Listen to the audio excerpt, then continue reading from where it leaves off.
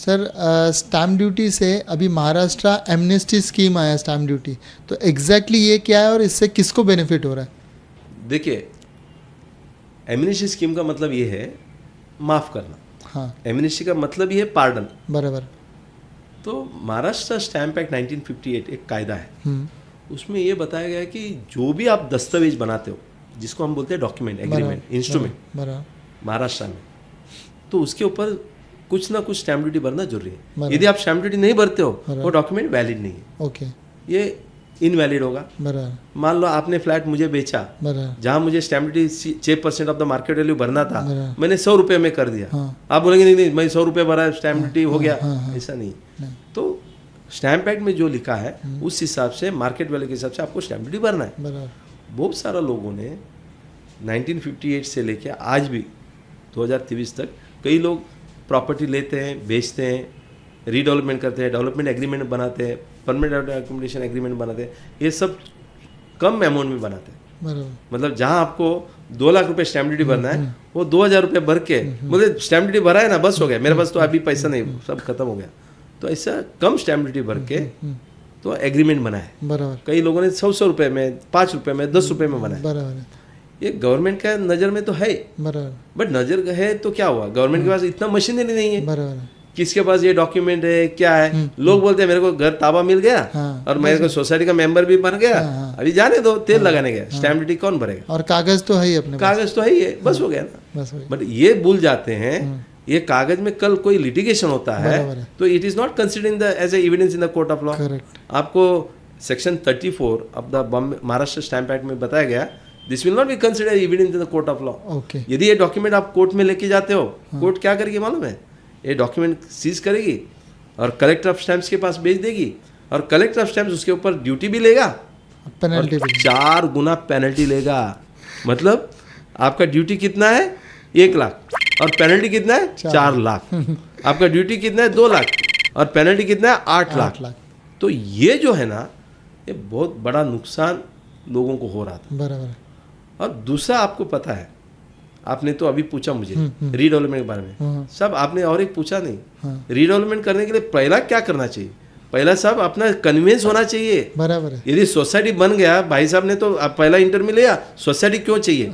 Society इसके लिए भी तो चाहिए, जो जमीन बिल्डर के नाम से है वो मेंबर्स के नाम होना चाहिए, सोसाइटी के नाम से होना चाहिए, क्योंकि इंडिविजुअल नाम से तो हो नहीं सकता जमीन। करेक्ट। तो वो कलेक्टिव ओनरशिप लेके एक लीगल बॉडी बना के तो कन्विंस तो होना चाहिए। बराबर है। अभी कन्विंस होना है, उसका एक प्रावधान है। मान लो 100 फ्लैट है, हर आदमी ने अपना अपना फ्लैट का एग्रीमेंट का स्टैम्प ड्यूटी भरना चाहिए। बराबर है। यदि नहीं भरा है, ओके, तो आपको कन्विंस मिलेगा नहीं। बराबर है। अभी कन्विंस मिलना है, 100 फ्लैट का एग्रीमेंट वेरीफाई करेंगे, उसमें से 10 आदमी ने फ्लैट ड्यूटी भरा नहीं, 90 लोगों ने भरा है, या कम भरा है, 10 लोगों ने कम भरा है। उनको जितना डिफिसिट है ना साहब, वो भरने को लगाएगा। अभी डिफिसिट कितना है? 1 लाख हर एक का फ्लैट का, 10 लोगों का 10 लाख। अच्छा, पेनल्टी कितना है? 4 लाख। तो 4 मेंबर बोलता है तो मैं सीनियर सिटीजन हो गया, बराबर, मेरे पास तो है ही नहीं है, मेंटेनेंस देना भी मुश्किल है, मैं 5-5 लाख रुपए कैसा भरूं? करेक्ट है। ये नहीं भरने से क्या होगा? सोसाइटी का कन्विंस भी नहीं होता है, बराबर है, और कन्विंस नहीं होने से रीडेवलपमेंट भी नहीं होता है, बराबर ना। तो इसके लिए गवर्नमेंट को लगा कि एक तो डीम्ड कन्विंस को प्रावधान देना चाहिए, बराबर, और लोगों का ये जो दर्द है वो मिटाने के लिए बोला कि हम एक नया स्कीम लाते हैं। वो स्कीम क्या है? Stamp duty amnesty scheme 2023। Okay. आप यकीन नहीं करेंगे साहब, आपको ये यकीन नहीं आएगा, किसी को यकीन नहीं आएगा, मुझे यकीन नहीं आया। जब मुझे न्यूज़पेपर में, मैं मतलब पत्रकारों ने मुझे फोन किया, आज कैबिनेट में ये निर्णय लिया, मतलब क्या निर्णय लिया? स्टैम्प ड्यूटी माफ। लाइक पागल है क्या? ये कोई पॉलिटिकल आदमी ने गलत फहमी दे रहा है, और बोला कि सब न्यूज़ में फैल रहा है। मैं बोला कि ऐसा हो ही नहीं सकता है। अभी तक जिंदगी में मेरा इतना तजुर्बा हो गया 33 ईयर्स में, मैंने कभी भी देखा नहीं है कि स्टैम्प ड्यूटी माफ़ किया है। साहब ये टाइम में इन्होंने स्टैम्प ड्यूटी माफ़ किया, 1 लाख तक आपको स्टैम्प ड्यूटी माफ़ है। अच्छा, पेनल्टी तो 100% माफ़ है। ये ऐसा क्रांतिकारक निर्णय और हर लोगों का स्टैम्प ड्यूटी है, छोटा छोटा आदमी का वो 25,000, 30,000, 50,000 आता है। आपको क्या करना है, स्टैम्प ड्यूटी एमनेस्टी स्कीम में सबमिट करना है डॉक्यूमेंट को, ऑनलाइन सबमिट करना है और हार्ड कॉपी देना है, वो सर्टिफाई करेंगे, इट इज फुली पेड।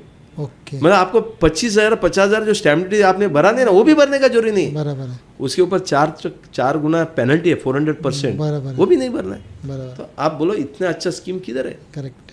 अच्छा, दूसरा ये स्कीम का बेनिफिट ऐसा है, आपने पूछा बेनिफिट क्या है? करेक्ट सर, ये स्कीम का इतना बेनिफिट है कि इसके पहले जितने भी स्कीम आए ना, सिर्फ रजिस्टर्ड डॉक्यूमेंट के लिए आए।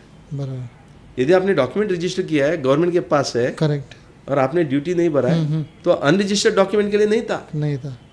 बराबर। ये टाइम में इन्होंने एमनेस्टी स्कीम लाया, रजिस्टर्ड डॉक्यूमेंट के लिए तो लाया ही है, अनरजिस्टर्ड डॉक्यूमेंट के लिए भी लाया। मतलब नोटरी डॉक्यूमेंट भी हो जाएगा? बिल्कुल। बहुत सारे लोगों के पास नोटराइज डॉक्यूमेंट है, बिना नोटराइज है, वो भी एमनेस्टी स्कीम में आएगा। सिर्फ स्टैम्प पेपर का डेट देखेंगे। हाँ, वो भी देखो सर, ये हमने तो गवर्नमेंट को बोला है, इसका पहले का भी ले, इन्होंने 40 साल का, इससे ज्यादा किधर देंगे? बराबर है। 1980 से लेके दिसंबर 2020 तक का यदि आपने स्टैम्प ड्यूटी नहीं भरा है, कम भरा है, आपको 1 रुपया पेनल्टी भरना नहीं है, 1 लाख तक स्टैम्प ड्यूटी भरना नहीं है, तो 40 साल का मुद्दत है।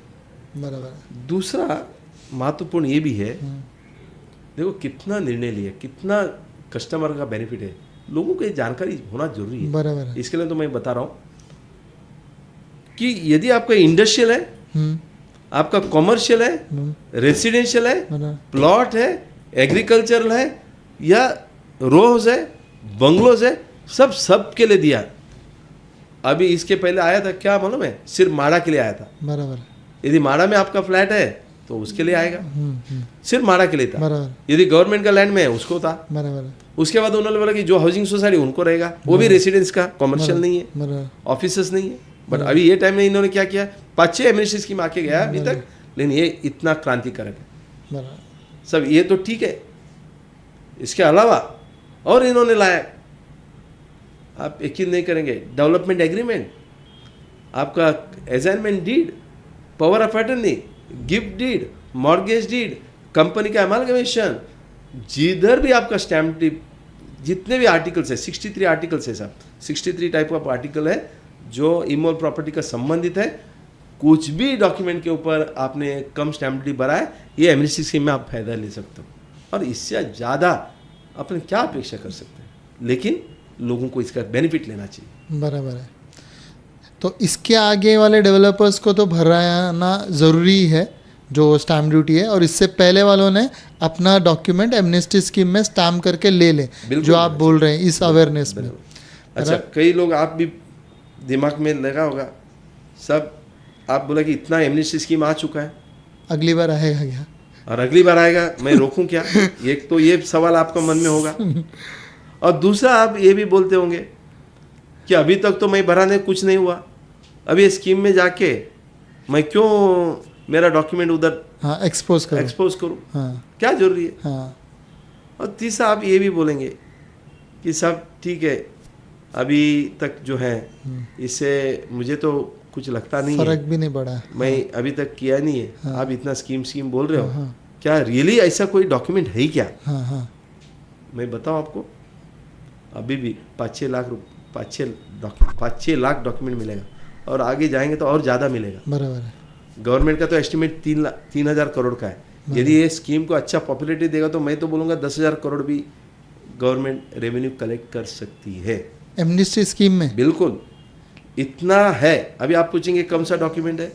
सब इतना सोसाइटी का रीडेवलपमेंट हुआ है, तो उधर सप्लीमेंट्री एग्रीमेंट हुआ है, और उन्होंने जो परमानेंट ऑर्डर एकोमोडेशन एग्रीमेंट है वो स्टैम्प ड्यूटी भरना है करके सब 10,000 बिल्डिंग का मुंबई में रीडेवलपमेंट हो चुका है। मैं तो बोलूँगा 5-6 सोसाइटी में हर बिल्डिंग में आप मान लो कम से कम 50 डॉक्यूमेंट भी पकड़ेंगे तो 5 लाख के ऊपर डॉक्यूमेंट सिर्फ परमानेंट ऑर्डर एकोमोडेशन का एग्रीमेंट का, जिसने 100 रुपये का स्टैम्प पेपर नोटरी करके रखा है, उनका सब ये स्कीम में जा सकते हैं और पूरा का पूरा बेनिफिट ले। लेकिन उसमें तो गवर्नमेंट को पैसा कैसे मिलेगा जब ये भरेंगे नहीं पैसा? तो फ्री है ना। बिल्कुल, आपने बहुत अच्छा सवाल किया, बहुत अच्छा सवाल किया, वेरी गुड सर।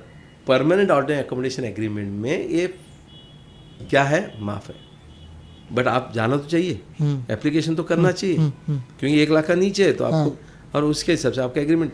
लेकिन उस टाइम में इवन डेवलपर लोग, बहुत सारे डेवलपर अपना DA भी रजिस्टर्ड नहीं है, उसमें भी स्टैम्प ड्यूटी भरा नहीं है, वो भी निकलेगा।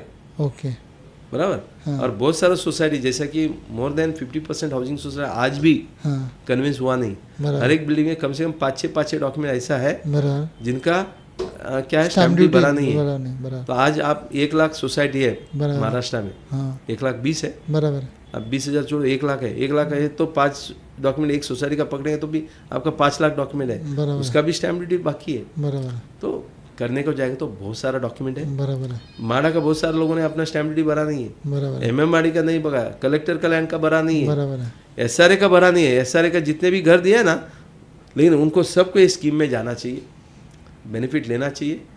तो गवर्नमेंट कितना ड्यूटी लेती है नहीं देती है वो मेरा काम नहीं है, आपका काम नहीं, बराबर। बट हमारा काम ये कि ये जो नागरिक का सुविधा के लिए जो दिया है सबने फायदा पहुंचाना और उनको बोलना ये बेनिफिट लेना चाहिए।